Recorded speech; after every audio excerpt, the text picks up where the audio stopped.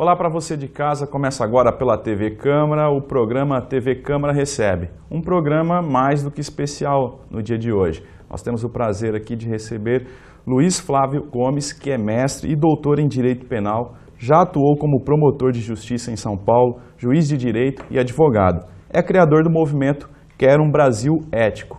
Ele vai bater um papo com a gente sobre Lava Jato, Código Penal, entre outros assuntos. E participa aqui dessa mesa, a gente tem a honra de receber aqui o professor e coordenador do curso de Direito da FADAP, o Dr. João José, e também o presidente da OAB aqui da subseção de Tupã, Dr. Wagner Fuim, que também baterá um papo aqui com a gente, ajudará a gente aqui a conduzir essa entrevista. Então, para nós é uma honra ter cada um de vocês aqui participando desse programa, a TV Câmara Recebe, levando a informação para a sociedade. Antes de começar o programa, a entrevista de fato, gostaria que o professor comentasse a vinda, né, do Luiz Flávio Gomes, do professor para Tupã. Ele participou de uma palestra ontem organizada pela FADAP e também pela OAB, né?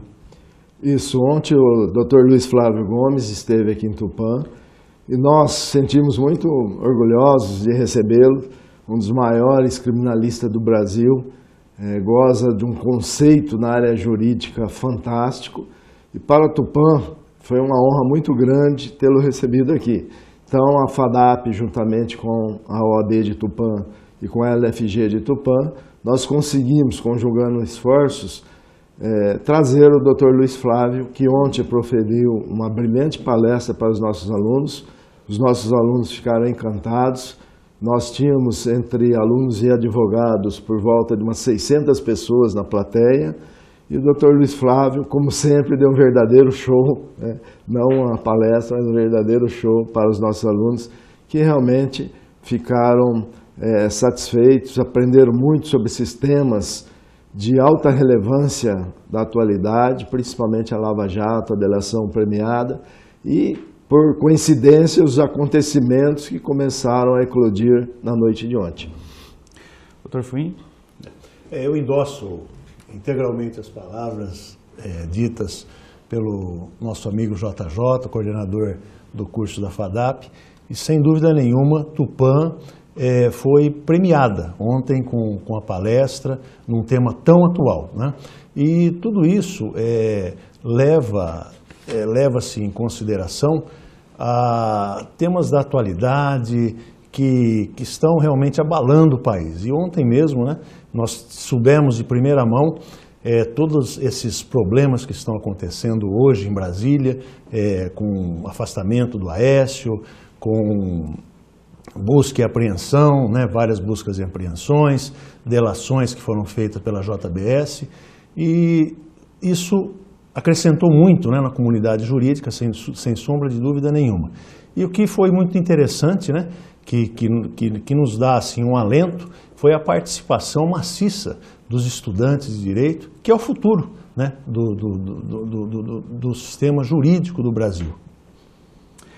Dr. Luiz Flávio Gomes, é um prazer receber o senhor aqui na TV Câmara, e a gente que acompanhou ontem um pouco da tua palestra, começou com uma notícia que com certeza abalou a República, abalou o Brasil, e a gente vê hoje os desdobramentos que o caso envolvendo o Temer tem gerado. Queria que o senhor comentasse, já iniciasse o nosso programa falando um pouco sobre essa, como o senhor mesmo classificou, essa bomba atômica que explodiu no Brasil ontem. Ok. Cumprimento a todos que estão sintonizados aqui conosco nesse instante. É um prazer enorme estar aqui na TV Câmara de Tupã, neste momento, para fazer alguns esclarecimentos para a população sobre o momento político que nós estamos vivendo, extremamente crítico, agudo mesmo. José Joaquim ontem esteve ontem lá conosco, também o Dr. Wagner Fuim, você no começo, os dois ao longo da palestra. Ali nós abordamos vários aspectos jurídicos, as consequências da Lava Jato, o porquê que veio a Lava Jato, a descrença nossa. Todos achávamos que Lava Jato nunca existiu no Brasil, de repente existe, hoje já tem 1.400 anos de prisão já decretada. Tudo isso nós abordamos ontem, demos a notícia, essa notícia aqui, de que o dono da JBS, um deles, Joesley, teria feito gravações até com o presidente da República, também com o senador Aécio, também com o Manteiga, alguma coisa que envolve o PT. Então, aí nós temos envolvimento de PMDB, PT e PSDB, desde logo.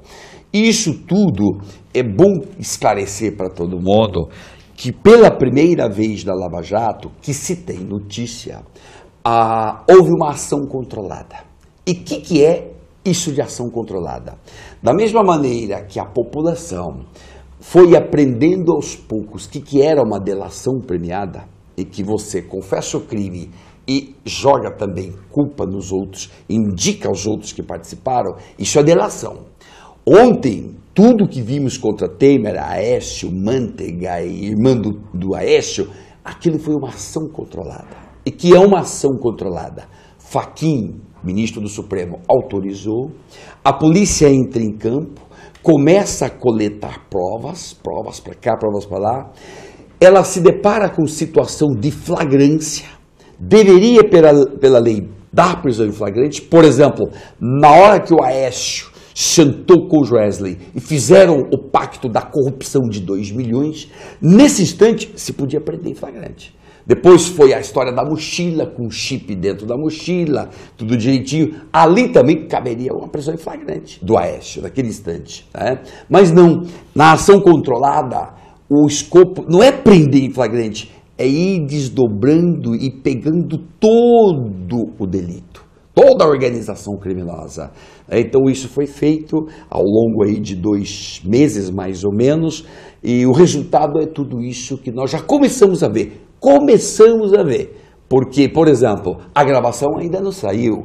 E o mais impactante, quando se diz que gravou alguém, o mais impactante é escutar a voz do cara. Porque o Temer, ontem à noite, emitiu uma nota dizendo que não pediu nada, não falou nada, eu não tenho culpa, eu não cometi nada. Mas se a voz dele for divulgada hoje, amanhã, depois, isso arrebenta a pessoa. E ele teria dito o seguinte, quando o Joesley deu a notícia para o Temer: olha, estamos pagando um dinheirinho lá, dinheirinho é no sentido aqui, só para não ver, é dinheirão, é 500 mil por mês, são mesadas. Estamos pagando uma mesada para o Eduardo Cunha e para o Lúcio Funaro, para eles não abrirem a boca. Ambos estão presos. Eles não vão abrir. Eu estou pagando. Está bem, presidente? O senhor está bem? Mantém. É isso mesmo. Mantém isso. Se escutar isso no áudio, não tem mais como. Morreu a República. E o Cunha, há 3 dias... para um visitante do Cunha lá no presídio de Pinhais, que fica colado com Curitiba, Cunha disse para um interlocutor: se JPS delatar, porque tudo mundo já levava que ia ter delação, se JPS delatar, Cunha diz, a República cai. E o Cunha sabia o que falava. E a República está caindo, vai cair completamente. Temer não tem mais a mínima chance de governar o Brasil, basta divulgar esse áudio e acabou o governo Temer. E agora alguns pontos jurídicos que ficam. Ele pode ser investigado porque fizeram toda uma investigação contra o presidente da República. E pode ou não pode? Pode.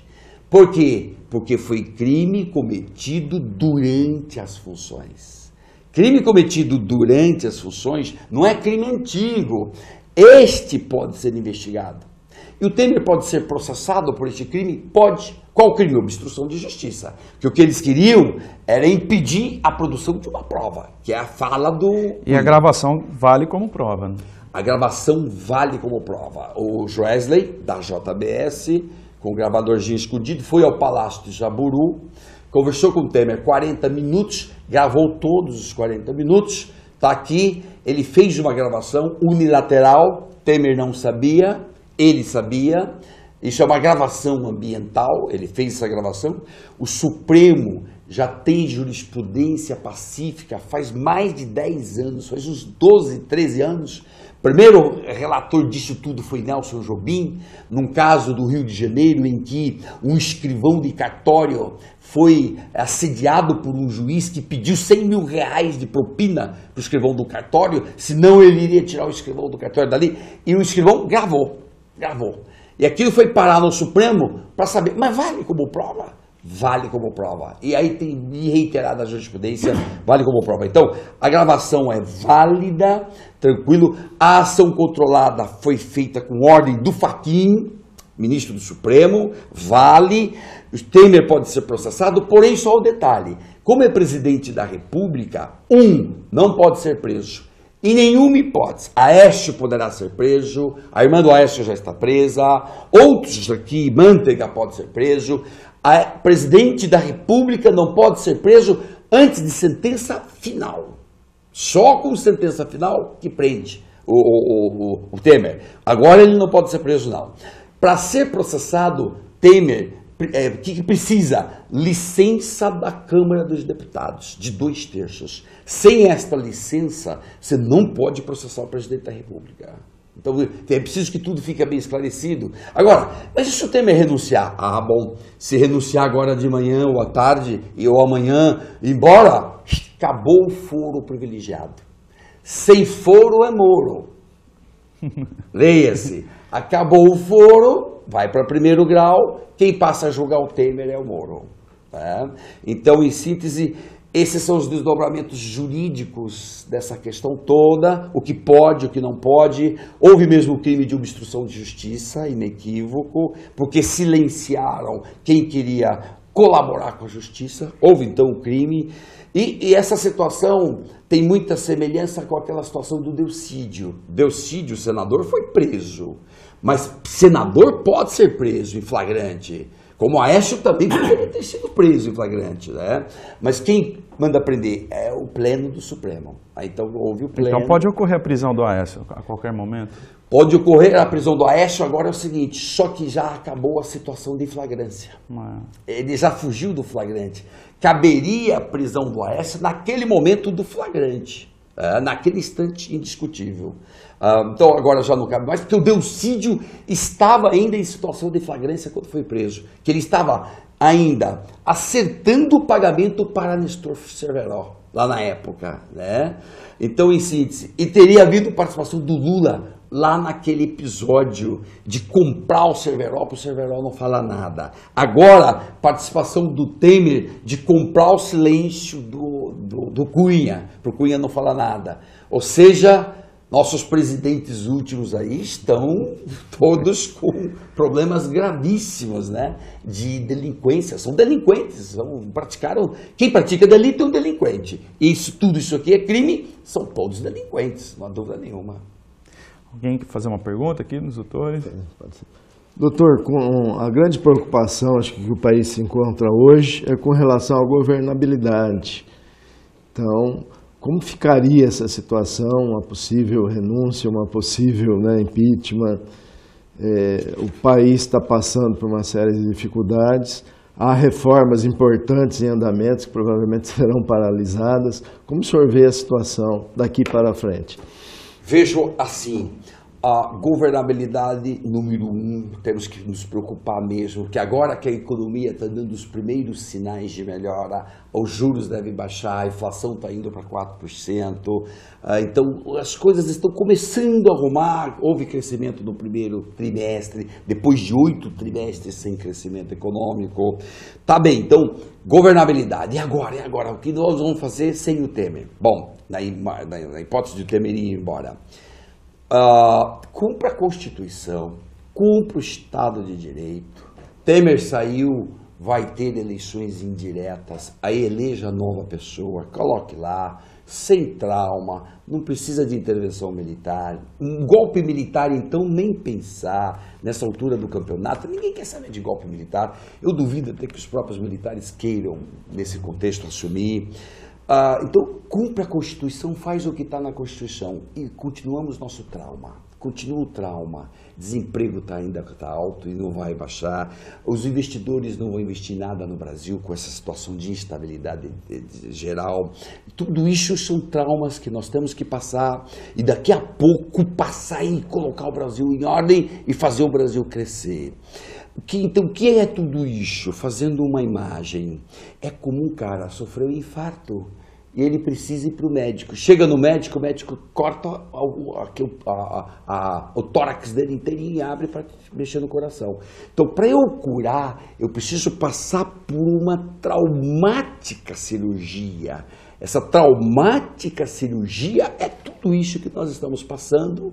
Vai ter que chegar nas eleições, aí sim, com o novo eleito, novo Congresso eleito, a partir daí vai ter que tocar o país, mas a cirurgia terrível de abrir o teu tórax, tudo vai ter que acontecer. Dói muito, te deixa cambaleado, você não tem tanta resistência física, faz parte, a dor, neste caso nosso, fará parte do processo de depuração.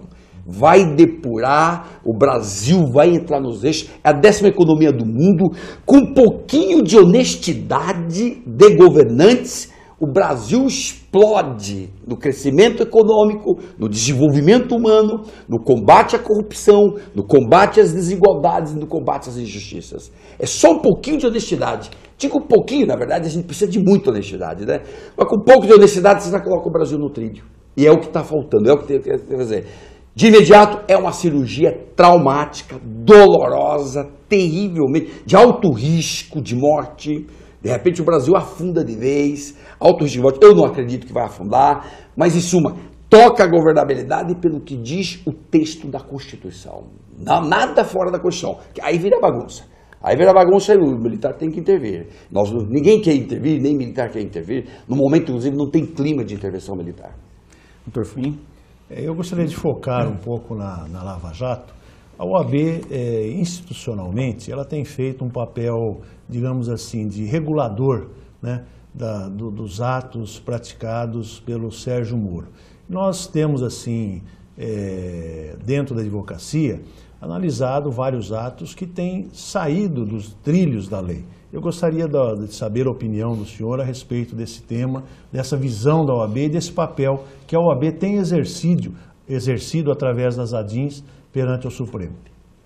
Olha lá, Dr. Wagner Fuim, presidente da OAB de Tupã. Vamos lá, eu tenho um livro que estou lançando esta semana, e eu vou até tentar mostrar aqui ao longo do programa este livro para todo mundo.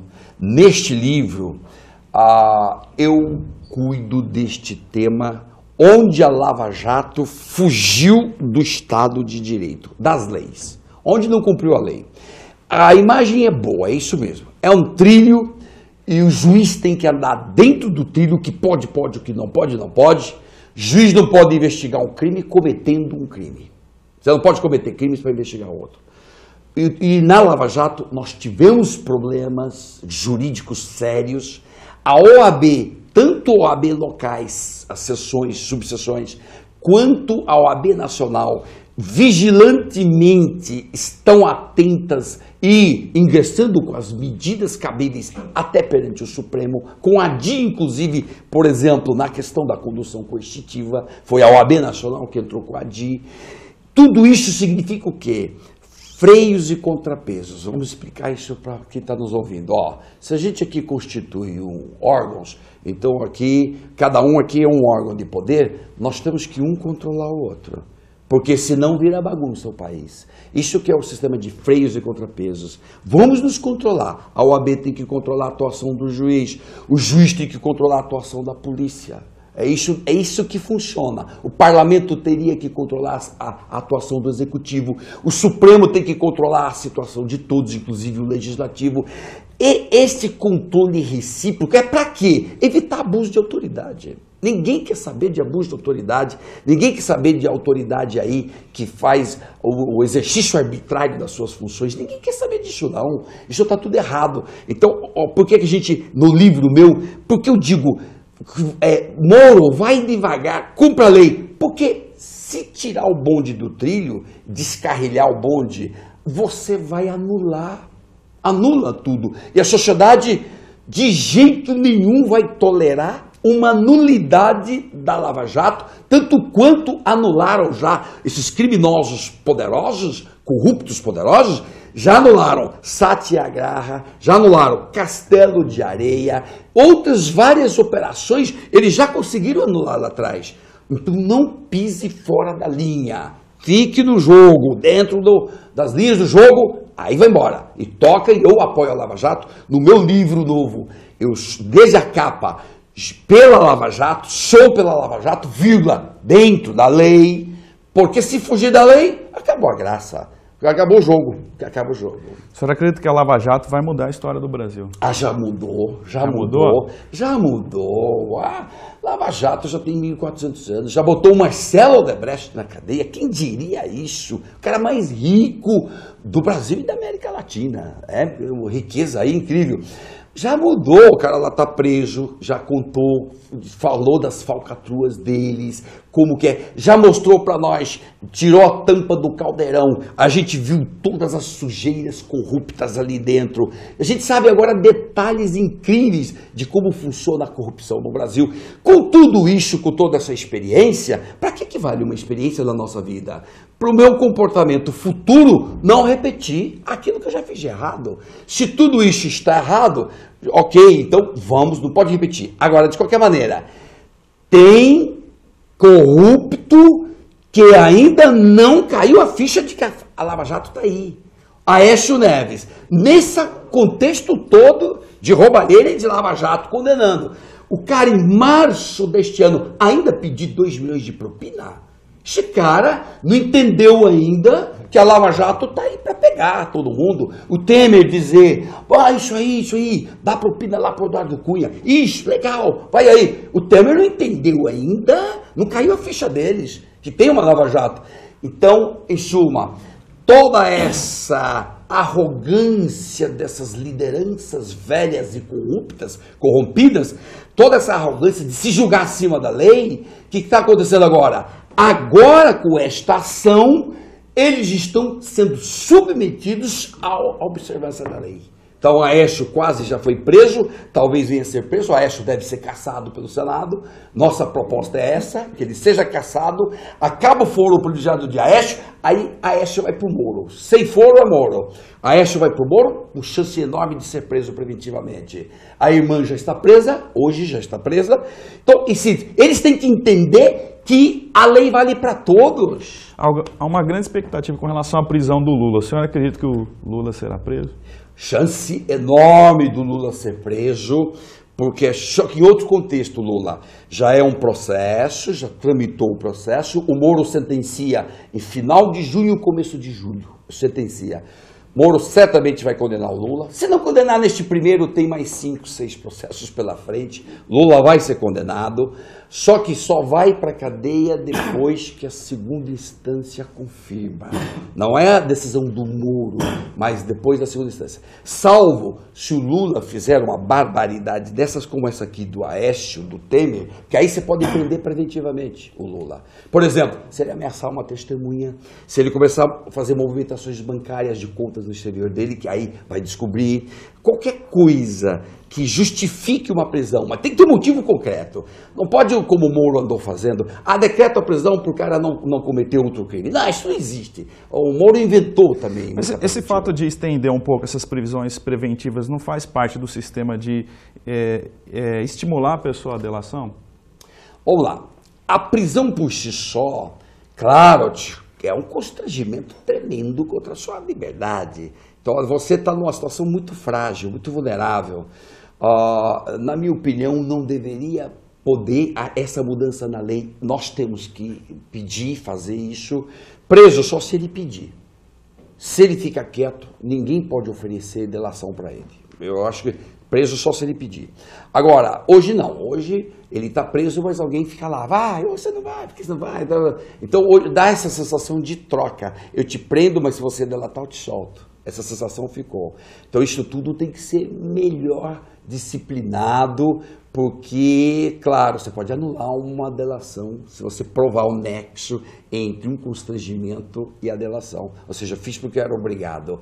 Aí você consegue anular a delação. Mas não creio que vai anular, nesse caso, o Lava Jato até aqui, até porque, também de outro lado, só 15% das delações, foram 163 delações até ontem à noite. Nós tínhamos 161, com as dos dois irmãos divulgadas ontem, 163 delações já foram feitas, só 15% de réus presos. Tá certo. A gente vai fazer um rápido intervalo, vamos continuar aqui esse bate-papo com o Dr. Luiz Flávio Gomes e com certeza dando uma aula para a gente aqui e colocando a população do Tupã a par dos principais acontecimentos aí envolvendo a Lava Jato e Brasília, né, especialmente. Que só após a notícia envolvendo o Temer, a informação é que o Congresso se esvaziou em 10 minutos.